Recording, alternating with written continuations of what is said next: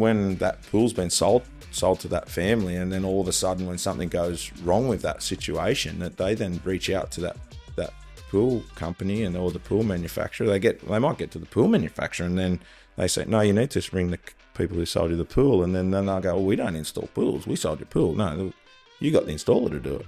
I built to the plans that I had, but that highlighted to me the issue with the lack of detail in those plans for these people who want to put this pool in. G'day guys, welcome to the MTDC Lounge. This is a podcast that breaks down everything you need to know about designing and building your ultimate home and what to expect. Whether you're a DIY renovator, a budding developer, or everything in between, we'll dive into the building journey, touching on what to expect, what's next, and how to go about it. We'll hear from a heap of experienced consultants and trades about all aspects. So let's get stuck in.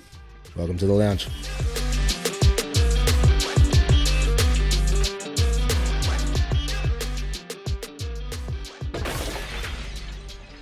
G'day guys, and welcome to another episode of MTDC Lounge. You're here with Matt, and tonight we've got Rod. How are you, mate? Good, mate. Good. Rod is from Masterbuilt Pools, yep. And he is a local pool installer and builder, and we're going to go down a massive rabbit hole today about what it means to be a licensed pool installer and all the things that we have to watch out from all the charlatans, if you will, to get your pool done. Yeah. So, mate, talk to me. How'd you get into the industry? Well, mum and dad put a pool in, mate. So put a pool in, and it was the dream as a kid. We were the kids in the street with no pool. So the day we got a pool, it was cool. So next thing you know, Dad thought it was a good idea to get in the pool industry because it just seemed great. So next thing you know, 20, 30 years go past and the family's been in the industry. So with that, when you're around it, sort of started off in the building industry. Was really lucky with the trade that I'd done there. It taught me to be a tradesman. So, then just the exposure to get into the pools because it was an easy avenue when the family was in it, mate. So that's been the journey. So it's been pretty cool. So you've been a bit around the block a few times. You'd see exactly what's going on because you sold them and now you're installing them. Dad's was after sales, so he was like after the fact when other people had them. So it was you cared for him, caring for him, and so it was good exposure to see the end result and the problems that customers truly have. So it's really good. Well, all right. First off, what do we have to pay attention to when first hiring a pool installer?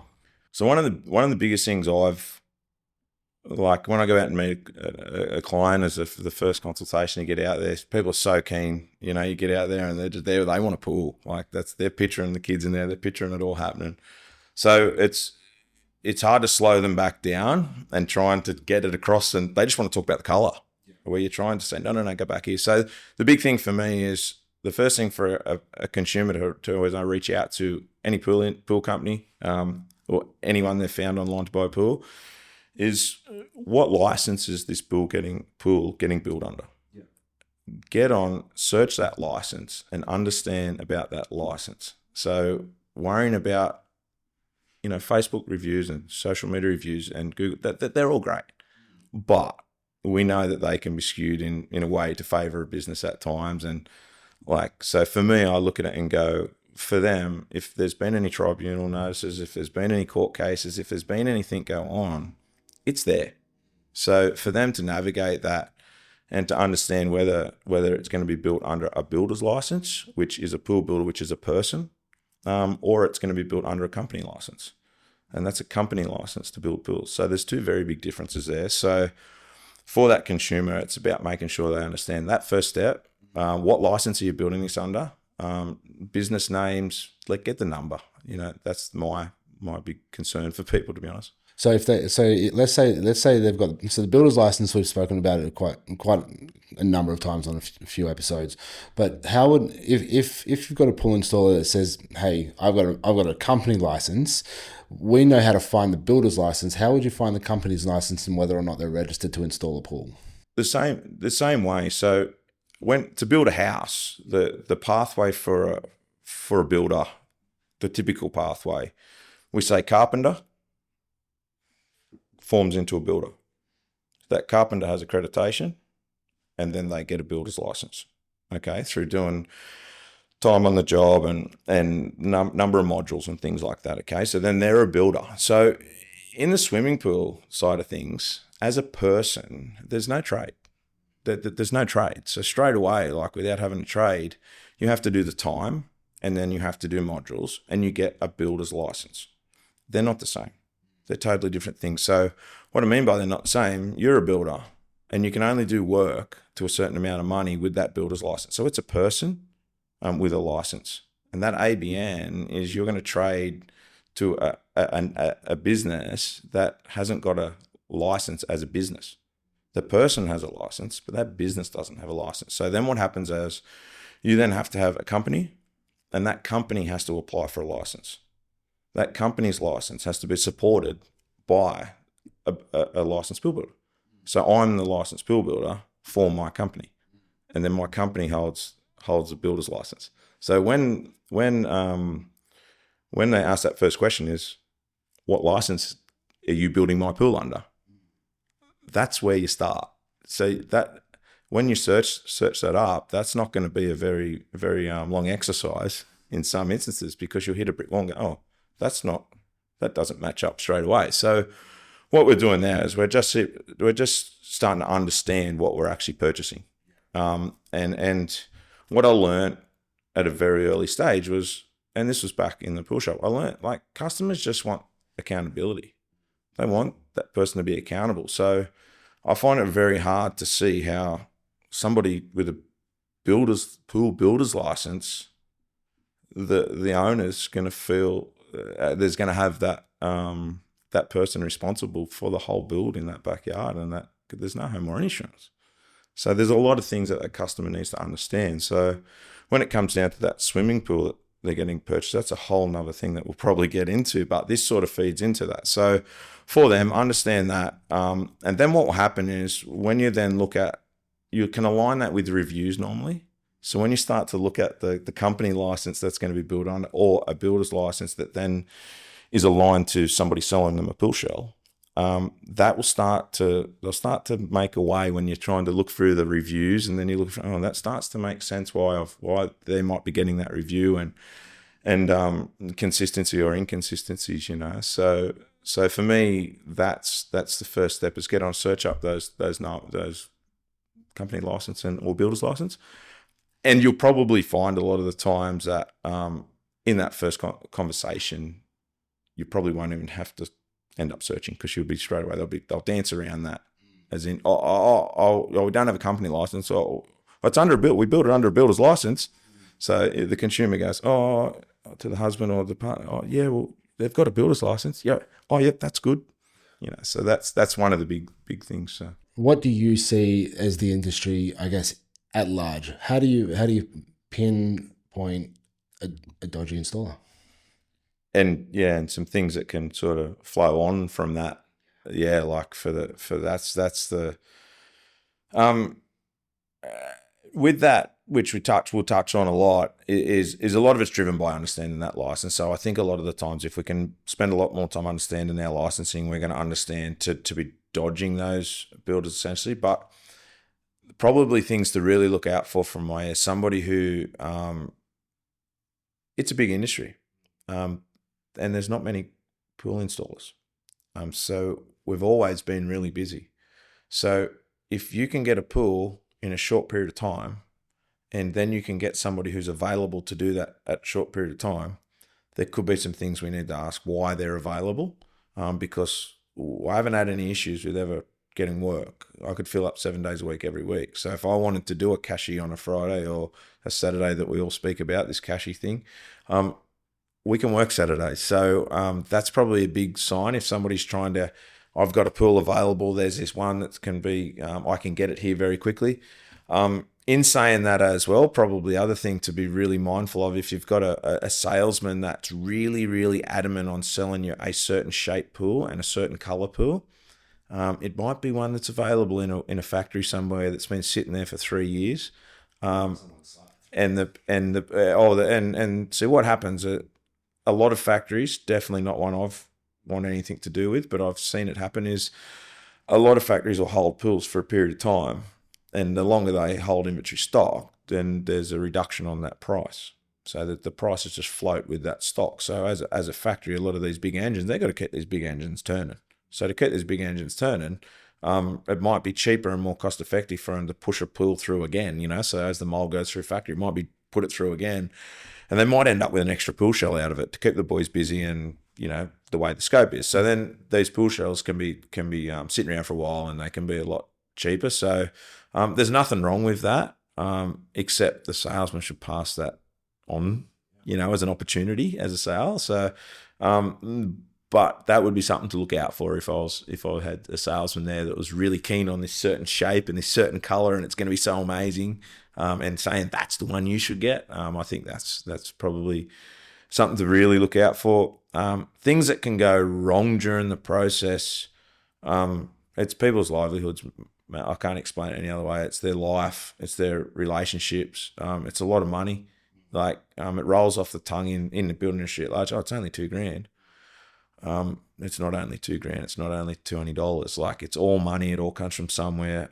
Some people can inherit money and spend that inheritance. Some people can be, have a windfall. And, I've seen people spend literally money that they probably shouldn't be spending, So with that, when you go down that road with no clarity and transparency, issues with installations, without accountability. So that licensing thing, again, check that, and if they're going to be accountable. So if you put my pool in and it cracks, are you going to do something about that?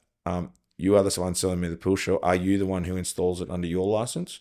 These are the sort of things for them to work out.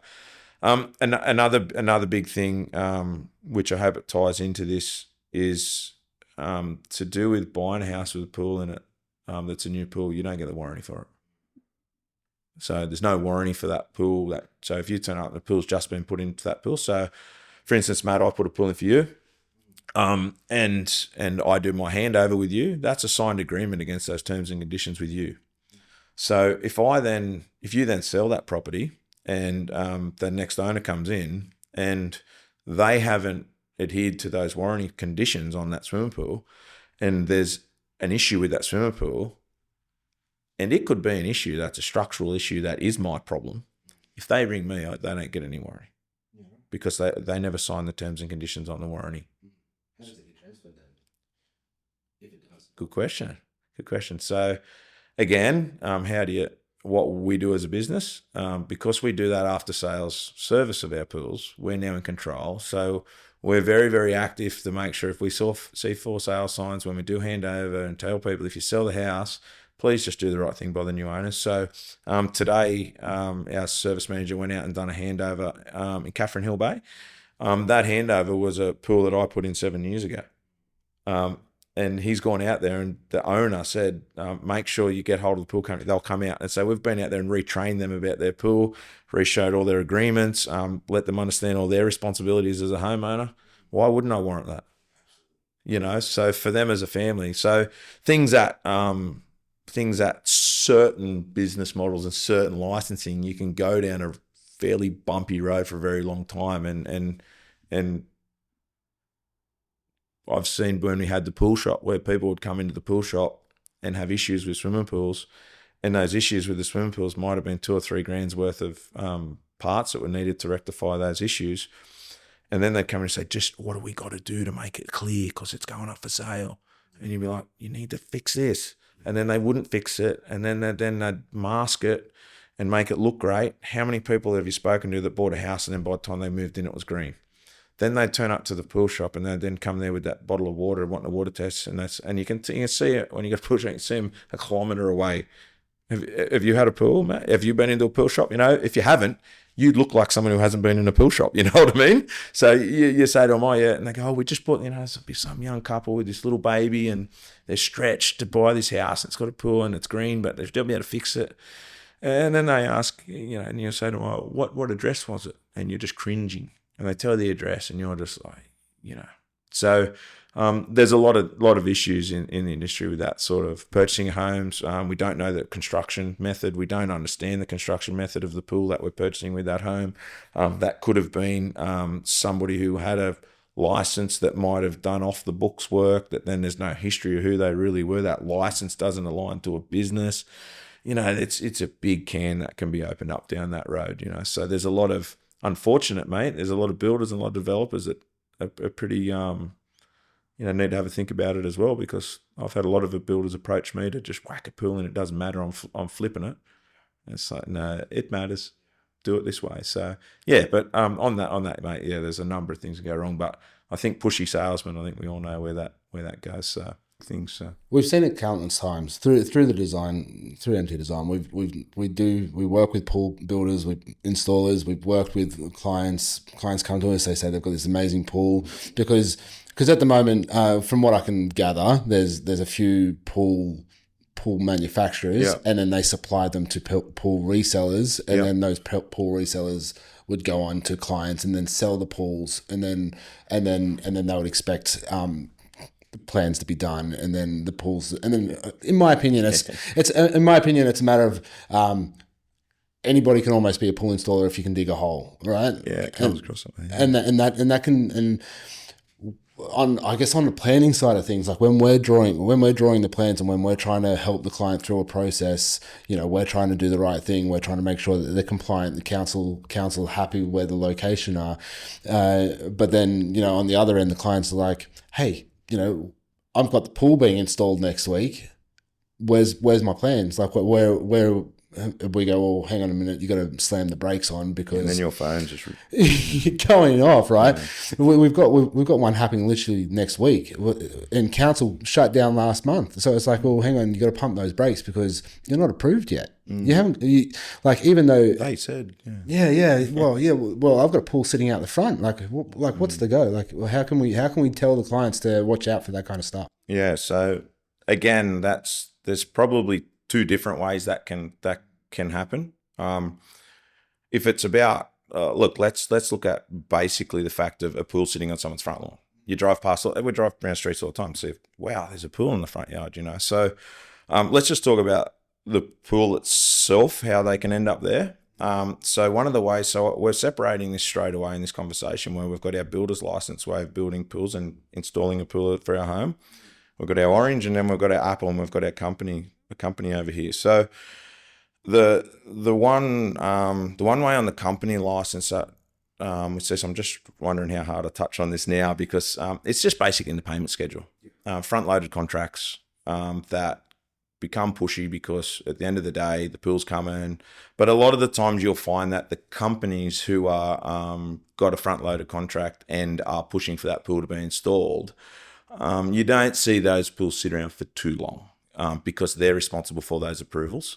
So, it's probably more what you're alluding to there or talking to about is more probably the ones where people purchase this pool and the installer comes out, and which is our builder in this conversation. We've got our company and we've got our builder. So in that builder comes out and goes, oh yeah, no worries. Yeah, the crane would be easier to be $1,500. I can get rid of the dirt here, a bit of cash, but whatever's going on, the deal's been made. The installer's no problem, and the business selling the pool's not that installer a lot of the time. So we've got the warm and fuzzies. Yeah, we're all good. It's roughly about that. There's going to be some extras, but it is what it is. And then what happens is they'll normally before that they've paid deposit for the pool, and there's terms and conditions on that agreement. It's a pretty simple one page agreement that's got the payment schedule, and with that schedule creates pressure, and that pressure in that payment schedule is getting to a delivery date. So what ends up happening is one of the questions we get asked all the time is, when can you do the pool? So we get people call us and we'll say, when can I get a quote? I really want a quote, So we're talking about this emotions again, So we go back and go, we've worked so hard to get to the point that we're making this phone call. We don't want to wait, and I respect that. But at the end of the day, I do all of our quoting and all of our contracts. So, sometimes I'm on 6 or 7 quotes a day, and I'm booked for 3 to 4 weeks straight. So when you say to people, I'm going to be 6 weeks before you see me, sometimes that doesn't sit well for them, So, which I can respect that, but we can only do what we can do. I got a family as well, so it's important that I get home for dinner and things like that. And so, when we go back down that other side, and we look at these other situations, people can get told, oh yeah, look, I can get your pool in 3 months' time. And that other bloke, he can't come out for 6 weeks before he can get here. And you're telling me now over the phone, we'll just get this. Someone's just got a call past. We'll come out and have a look. They're there for 10 or 15 minutes for the consultation because they don't really care because it's an installer's problem. They're selling a pool shell. So at that time, there's plenty of time to get your approvals. It'll be fine. You just ring Matt. It gets sorted. It's no issue. He sorts it all out for you. And then what happens? Time starts ticking. We know how quick time goes by. We race to that delivery date sooner rather than later. Later, the responsibility is on the owner to go in front to organise this simple process that was going to be laid out for them. That's just which can be a simple process. And then with that just gets to the point that the factory have agreements to get those pools out to that delivery time. And we're talking, high volume, low margin sales approaches that don't have emotion. That's the date it's coming. You signed on that, and you've sunk a heap of money into it. And then if you won't accept that on that date, the terms and conditions that you didn't really read that well or didn't really care about because it didn't seem an issue. You just wanted to quickly get it done and get it in. We wanted this pool. Yeah. So then when it gets to that, all the problems start coming. And I'm not saying in a negative way that with your role and the council's role, like things take time. When I've noticed with us, when we actually get the time to do the process and like we do in our business and follow our process, do it the way that it needs to do, there's no issues. People are informed, things take time. And then 9 out of 10 times we're ringing people saying, would you like to bring that pool forward a couple of weeks? Would you, because we've factored, I had a phone call today to a lady who's, it's going to take, by the time we get the application in, it's going to take probably another 3 months.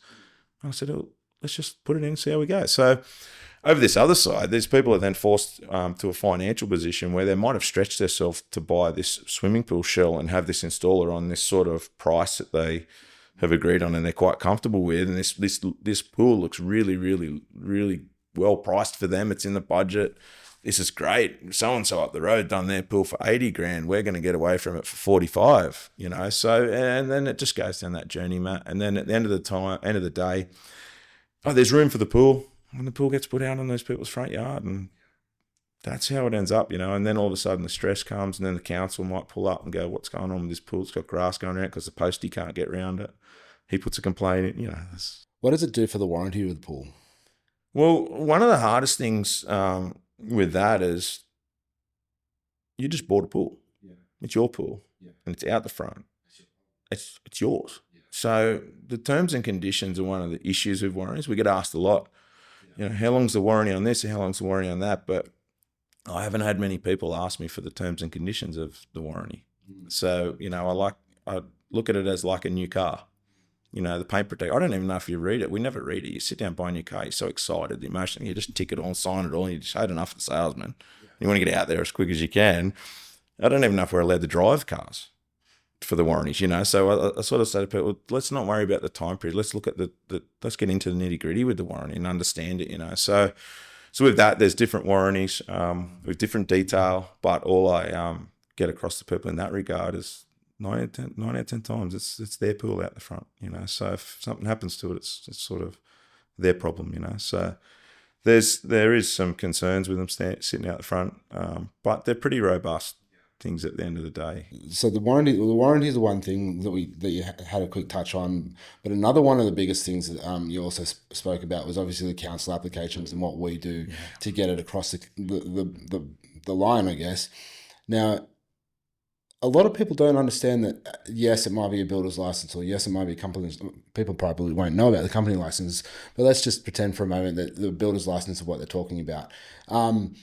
If someone comes up and says, I've got a builder's license, or I've got a license to install this pool, they don't consider that the possibility that the installer of the pool or the builder with a license actually isn't licensed to do the deck. Or they might be licensed to do the deck, but they don't have the HPCF or the home warranty insurance.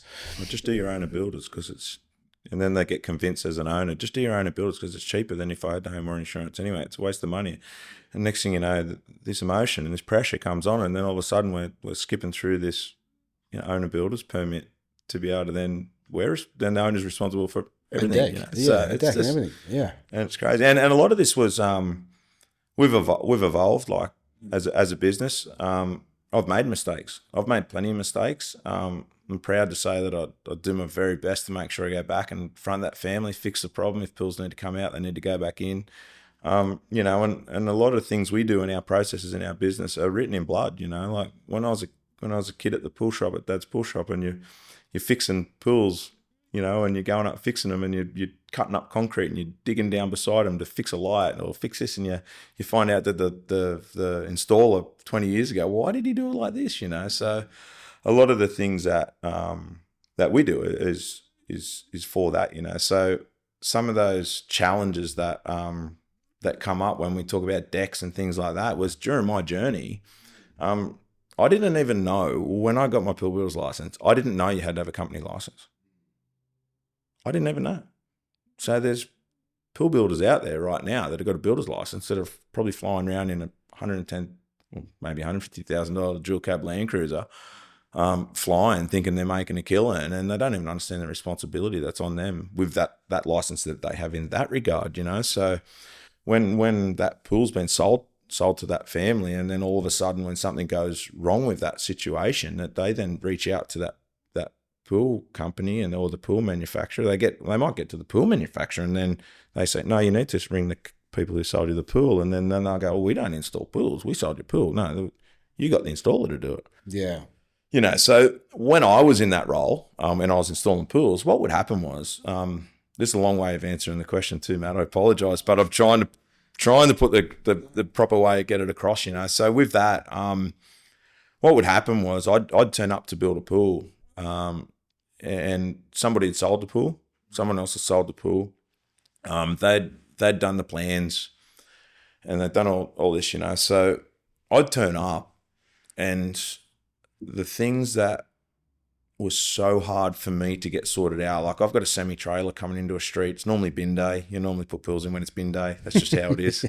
The congestion, we've got trucks, we've got excavators, we've got people going to work, we've got kids walking to school. There's stuff going on. So when you're running a job, you've got to be very, very vigilant with all that stuff, you know. So what used to happen, I'd walk into a project that said companies had sold this pool and told this family whatever they told them, and I'd get there and it'd be like, oh, man, these plans aren't even right. Like, this pool doesn't fit in the right way. This doesn't even, you know. So then what would end up happening was you'd hear in the grapevine over time that, you know, these people had this approval, very lacked in detail. So in this first 2 or 3 hours on the project, I'm jamming in like a sales pitch and the design. I was doing the design job to talk about pavers and drains, slip drains and overhangs and Australian standards on fall of pavers, to then, we're going to put a granny flat in, you know, or decks, or, you know what I mean? And yeah. I'm going far out. And then what happens is, those sort of projects, and because it's a lot of the time it's financially driven to go down that road, where it's insane that a lot of people won't go down that road if they actually knew it. They would maybe save for another 12 months and go down another road, but it just seems confusing anyway. The end result, what I'm going at with these other design stuff, mate, is I'd be getting phone calls from these owners 2-3 years after I've put a pool in, and they'd be chasing me for the water reticulation certificate that I've got to give for them to get the OC on their pool. And then they would then ring me weeks after that, which I'd already give that documentation, but it's just a mess on how, because there's no handover of the pool. There's all these things missing. And lo and behold, they're on the phone going, oh, this is rubbish. I've built a deck. I've got to spend all this money around this pool. I've done this retaining wall. We've got all the gardens. The yard looks amazing. And the council's come and said that we've built it over an easement, and I've got to rip it all up, or I've got to get this building inspection. You know what I mean? All the time. And that weighed heavy on me, because I built to the plans that I had, but that highlighted to me the issue with the lack of detail in those plans for these people want to put this pool in. No. Well, yeah. I mean, on the other side, as planners drawing or designers drawing for the pools, a lot of the times, or some of the pool builders that we've used or looked after in the past, they said that they didn't want the information on there. They wanted most of it off there, like, because in terms of the application to council, they don't want to use the HBCF. They don't want to be insured. They don't want to use that stuff. Most pool contracts would be less than 20 grand, therefore not needing home warranty insurance. The installation component, yeah. That's right. And then once because the contracts are less than 20 grand, there's no insurance there. But where everything kind of come unstuck is we spoke to them, then we do the right thing. We want to make sure the measurements are right. We want to make sure the distance are right. We want to make sure all the easements are covered. You're a pain in the bum for them. Absolutely. We absolutely make just get on with it. Yeah, just get it done. And, well, why is this not done yet? Like, and it's just like, well, hang on a minute. The client wants a deck. If the client wants a deck, it's going to change the rules. If we're going to have a deck, and now they want to chuck in a granny flat, or they want to chuck in a pool house. Okay, well, you know what? It's now not just a pool application that would take us two weeks to draw and submit. It's now a pool, a deck, a granny flat, or a studio, and that's going to take months of approval and the process to go through making all that work. Yeah. And it's not just it goes from just an approval for a pool to a full set of information. And the blokes who, I guess, were the pool installers are like, well, no, I don't want any of this, and all of this stuff is not part of my contract. I just want to do the pool.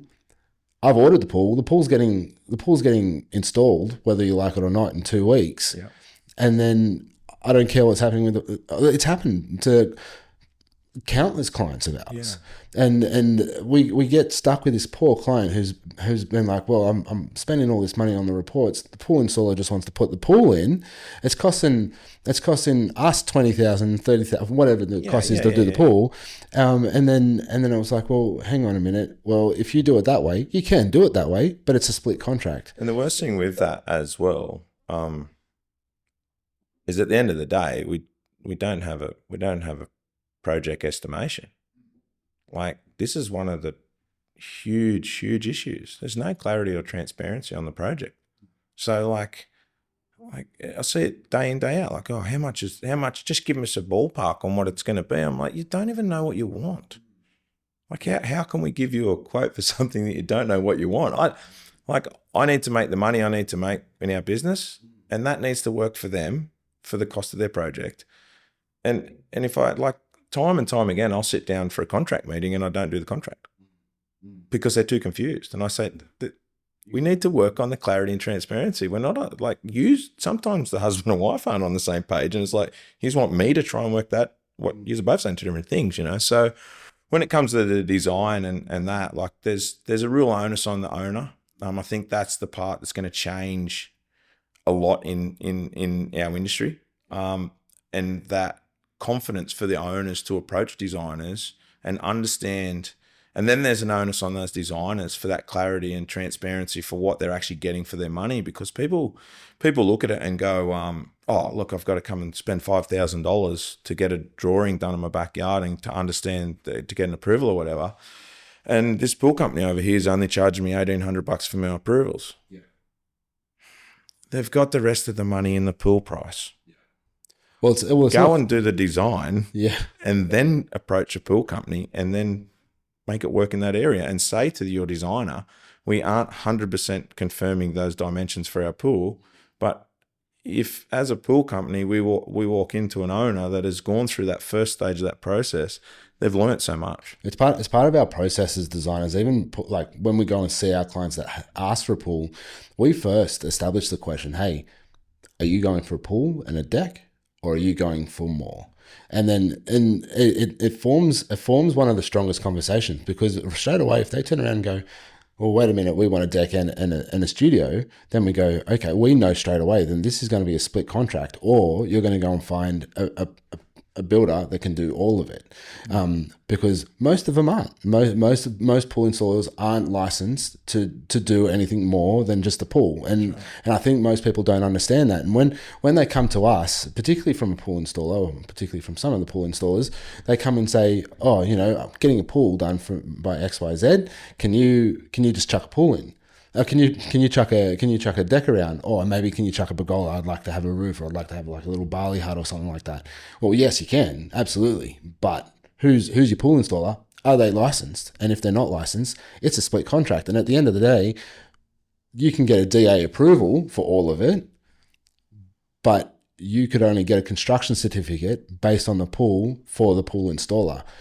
Against whatever the home warranty insurance, and that home warranty insurance is against the contractual agreement. And that's great. It's incredible to see such a cowboy industry, if you will, 100%. That people can just come out and go, I've got your pool, don't worry about it. 3 months, I'll have a pool in your ground. Give me 10 minutes. And then like I've put pools in the past in my journey of learning. Like I'm not sitting here like that I popped out one day and knew everything about pools. Like I've been in the backyards where I've installed a pool, and then the wife and the kids are over looking at it and they're loving it, and then the husband comes over and sort of gives you a beer or something and will say, how much are it's going to cost the concrete around this thing? The salesman said it was going to be about this, and I'm there going, wow, that's your family. You don't know? Yeah. Oh, there's a 500 mil dropped edge beam where the concrete, and you know, and I've got there that a day and a half ago to do a pool with all that chaos that I was talking about in the street to organise, to not even know they haven't got a person there to do the concreting, you know, or an understanding of that cost. And then they go into that, because then they'll get that cost shock as well once they find out about the concrete or the drop edge beams, bond beams. We'll touch on those in a hot minute. But you know, once all of the things that are actually not everything that follows a pool installation is what costs, I dare say, the most. I hear it a lot of the time, and it's common in our industry. Oh, the surrounds cost just as much as the pool. And it's like, yeah, we'll put as much effort into the surround planning as the pool planning. Yeah, that's the evidence is there, you know. So, yeah, it's a shame, you know. But I think at the end of the day, it's just the consumer making sure they've got more control. Than they're very vulnerable when you walk into a quote because they think they don't know anything. So they're sort of they're and I can normally tell when I get questions, they'll ask me questions, and it's really a left field question. I know they've had other quotes, and I can nearly tell the company or the person they've spoken to when they ask the questions like, "Oh, come on, no, go check the license for the companies first," you know. So yeah. So aside from the licenses, like obviously you see the clients who are unsure, who don't really know what they're doing. They just know that they want a pool. What would you like them to know prior to even coming to see you? Like what would be the best thing for you to know that you're going to give them the best that you can from what they don't know? Everybody knows how much a pool's roughly going to cost. We get online, we talk to friends, our mates do pool, we walk up the street because one got put in. We've all got they've got a fair idea what it's roughly going to cost, you know. So with that, if there's a bit that I keep going on about it, but that owner understanding the constraints on the block of land straight away. So is there an easement? Have we got a sewer running through it? All these things, if they've done a little bit more research on this sort of information, you can get more value in that first consultation with them. So they're a little bit more informed. So it's hard to, I see the future in our industry where it might be, you know, a bit optimistic, but I walk into a quote and there's a drawing, there's a geotech report done, there's engineering against that geotech report, there's an understanding whether there's a retaining wall that's affecting from the neighbours, there's an understanding of all this sort of stuff, then we can actually talk some value on the actual swimming pool. Like I don't get an opportunity to talk about swimming pools, like at all. You're out there trying to do the design and that first stage there. So for me, it'd be really important for the owner to understand their property prior, and then from there they'll get a little bit more value out of that consultation when you get there to have the conversation about the pool, you know. So I've turned up to jobs where people roll out your beautiful landscape designers thing, and like it's horrific. It's hard also for them to understand what they're getting out of an architect or a designer or a landscape designer. But I think it's more about not the fluffy stuff. It's starting to talk to people who want to, as a design perspective, want to talk about their property first and understand their property and the constraints on their property. And I think that's where a lot of that value is going to be able help on that regard, so. Yeah, absolutely. And I mean, I think one of the things that, because we get hit with it all the time when we do our set of plans, council or someone certifies if we go and complain development, we have to label bond beams, or we have to pay attention to them. Explain that one to me. Bond beams, hey, what a thing a bond beam is. So at the end of the day, again, everything stems back to, it's like you pay me to be here to talk about design, Matt, So, but at the end of the day, a fiberglass swimming pool needs to have structural concrete around it to reinforce that swimming pool. So day dot, kidney-shaped swimming pool, we can all remember them. If you're the lucky kid in the street to have one, it was a kidney shape, it had the same paver on it, then it was pretty much grass, and then you had your looped aluminium fence. Simple system. So they obviously back in the day an engineer designed the fiberglass shell, and that was created. And then out of the back of that, an engineer had to make sure that pool was not going to be damaged when it was put into the ground. So to do that, they put that concrete beam around the edge of the pool, and it worked good because the bullnose paver used to hop over the top of it. Simple, and it was just your 400 mil structural beam that was required from the engineer's perspective. So what's happened is I've seen over all the years we've had change. We're now concreting these big pool areas. We're using 30 mil stone. We're using 20 mil porcelain. This structural concrete around the pool has changed. So what I see all the time is I hear it all the time. People say, "Oh, do you do the bond beam?" Oh God, I understand what a bond beam is, please. It's so critical for their sake. So basically, what it comes down to. I say to me, so would you like me to do, are you only doing 400 mil? Oh, no. Oh, okay. So your bond beam's 3 meters wide and you want me to include it? Oh, no, just the 400 mil. And I go, no, but you just said it was going to be 3 meters wide. So I try to sort of open up that way to get people thinking about it. At the end of the day, what's happened is we're doing plans that have got 40, 50 square meters around a pool. It's going to be concrete. It's going to be paved. It's going to have drains in it because we're putting the detail in that we need to put into it, into that design. Then when we put it through to the application, certifier says, okay, I need a geotech report, and a structural engineer, an engineer needs to engineer that pool surround. So there's some awesome things happening in the industry, I will say. With some changes with certification, we have to have geotech reports done, and we have to have site-specific engineering done. So that's going to be a game changer. So a lot of these issues are going to start to put some pressure on some people to navigate their quirky way of running their business to get around it. So essentially, if you're getting quoted for a bond beam and you want a meter, it's not there. It's not there. It's a structural detail on that concrete for what you're putting in your application for your property. So the first step is design it. And then when we design it, we then get a geotech report, and then we get it to the engineer, and then we price it. How can we price something when we don't know what the ground is underneath it? So the variation in our suburbs, things are changing. Like the way they develop land now is different than what it was 40 years ago. When we excavate now, it's a lot different than if you excavate a house in Edgeworth and then excavate in Cameron Park. They're two different. It's completely different. One hasn't been touched. One has been bulldozed around for 2 years and then leveled off knife and flat, and it's just floating, rocking all this random stuff with reactive clays in it. There's all sorts of stuff going on, So with that, when we talk back to a bond beam, the bond beam is the minimum requirement, because the minimum requirement, an engineer is going to want some concrete around it. So for the friends at home, what is a bond beam? Like what is that? There is no such thing. That's the only way I can say it, Matt. Yeah. It irks me. And pool companies go out and they say to people, here's your quote. Here's a structural bond beam because it's part of what you need around your pool for the warranty of the pool and for the engineering. So they go, okay, I need that. And here's an estimation for the square meter rate for everything around the pool. And the people go, okay, righto, sweet. And they'll say then, oh yeah, so no worries, you start the process.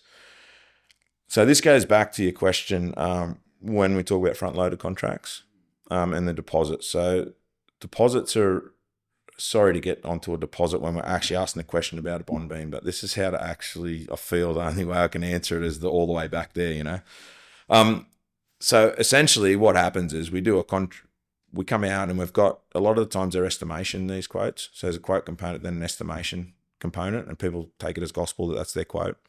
Then what happens is they then come out, salesman on commission comes out after they've paid a $500 deposit. Department of Fair Trading state that you can't take more than 10% of the contract value as a deposit.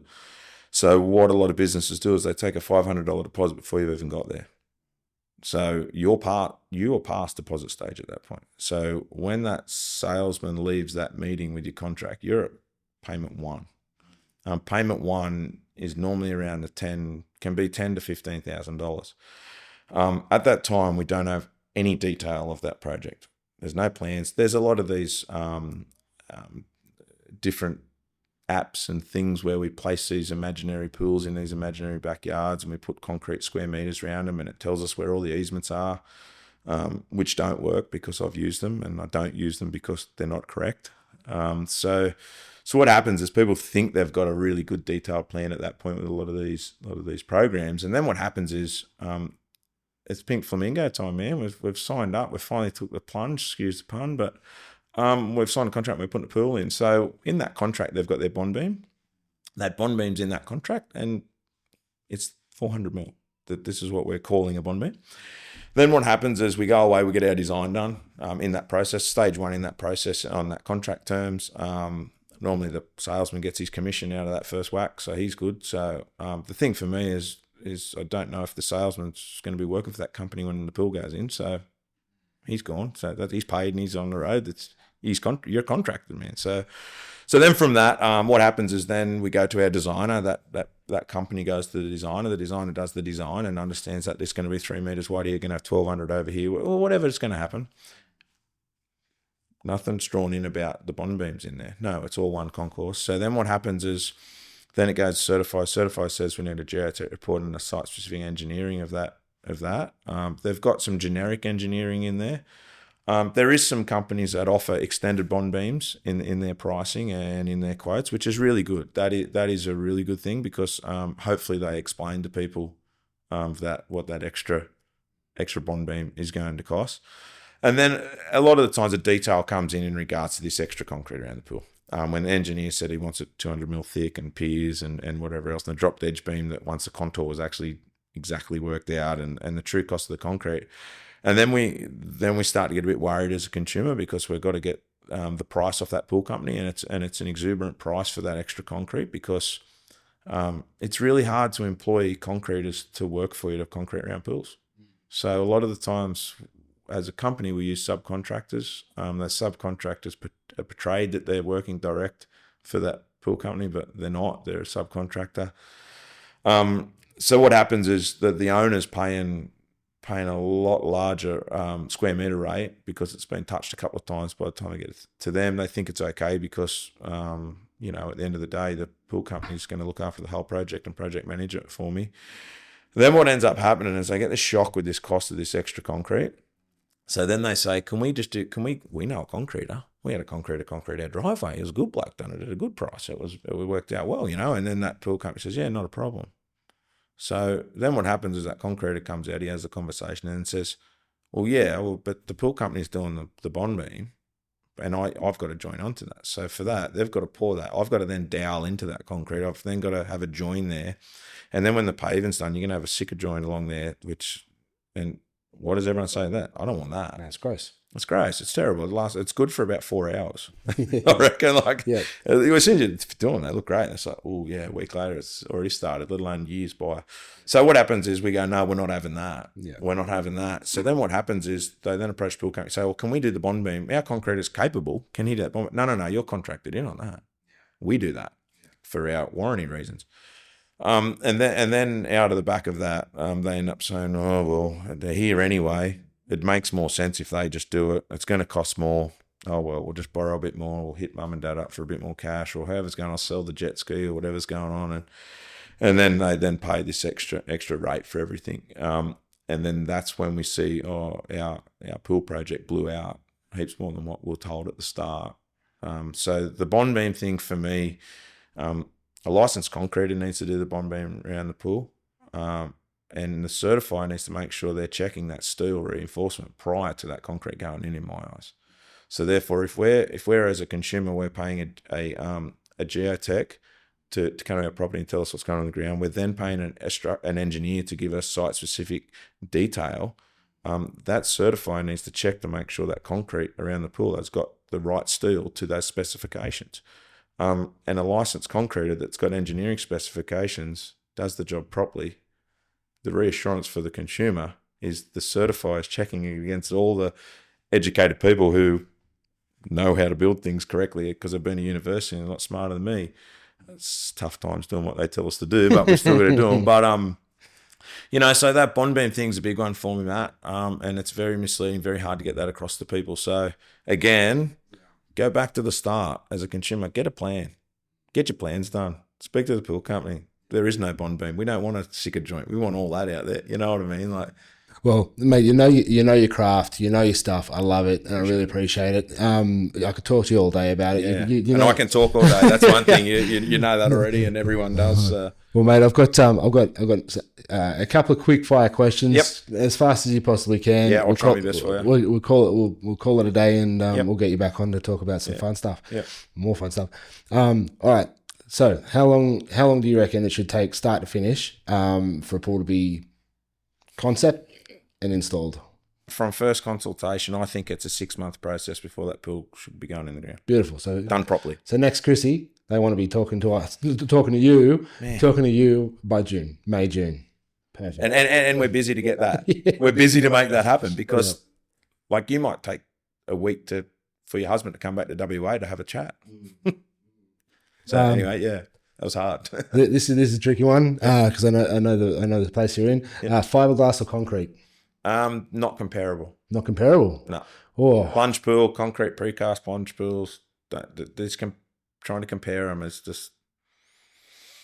The only thing they got in common is they're called a pool in my eyes. We're gonna have to dog you that one. I want to come back. Yeah, come back to that one. And what I'll say to you too is I'm a licensed concrete pool builder as well. I've never built one in my life. Yeah, right. There you go. But I'm allowed to. Yeah, right.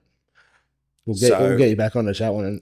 Quickly with that, rectangle pool, fiberglass, yeah. Custom concrete shapes and beached areas and spas and stuff like that. Concrete every day of the week. Sometimes structurally for concrete, if retaining and stuff like that. So they're two different beasts. And if you design well and plan well, you'll work out which one is the better one. There you go. All right. Well, or a swim spa or a pool. Two different things as well, man. Like it's just tricky ones. Swim spa. How do I not dish the spa industry here? How do I say this one? Tricky things to maintain and look after swim spas. In my eyes, they're volatile. Their filtrations are not probably as big as what they probably could be. So that I've never looked right into them. But if I was to look at one, I'd be looking at the capability of that filtration system. Our filter can do up to like 70, 80,000 litres of water, and we put it on a pool that's got 40,000 litres. So that's one thing with the swim spas. Positive with them is obviously, crane it onto a slab, clip the lid down, and you're done, So that's all probably budget and design driven. This one's actually more for me because I know what I'd like, but I actually want to know your opinion. Chlorine, salt, or magnesium? Oh, Matt, and you said quickly. How can I answer this quickly? Yeah. People have to learn a lot about that. A lot. Magnesium pools have got salt in them. Magnesium pools have got chlorine in them. So that's an interesting thing. All I'll say to you in that regard for our business is our filtration package that we sell is a package that I've put together and all different brands. It's not one brand I've bought. I know the ongoing cost of that. So the one thing for that, for people and for yourself then, understand the ongoing costs. Because a lot of companies will mix salt and magnesium together, and then you've got to buy this amazing expensive bag of salt. And last and not least, and look, it's probably a nice and easy one. What's your favourite coloured pool that you supply? About 95% of ours is Whitehaven, so it's a light grey to white, which then gives you aqua. So I know the Hamptons word gets thrown around a lot in this room and on this podcast. So I've learned a lot about the word Hamptons listening to all of your podcasts. So I'm going to dodge that as much because I'm extremely uneducated with that, and I'm going to stop saying the word when I'm talking to people. But just those whiter tones that we're going with now on houses, so it's a white fence and stuff like that. So the aqua sort of colours is coming more on that. So my biggest thing I try and say to people, which sounds so stupid, but it's the only way I can explain it. My personal preference is I like the water in the pool to not portray the colour of the pool shell. Yeah. So therefore it's the sunlight changing the colour. Yeah. So then therefore the pool changes colour. So it's not a tub with clear water. So that's the only thing I say to people is the colour that changes I like. So well, mate, thanks for joining us on the lounge, and mate, it's been an absolute pleasure. We'll have to get back into some of those questions on another ep. Yeah, thanks for the time. We appreciate it a lot because it's been a journey. So yeah. Thanks very much. Have a good night. Thanks. Thanks for listening to this week's ep of The Lounge. To make sure you don't miss out on the next episode, hit subscribe. We'd love to get the message out to more homeowners like you. Make sure you leave a rating and a review, and we'll see you on the next ep.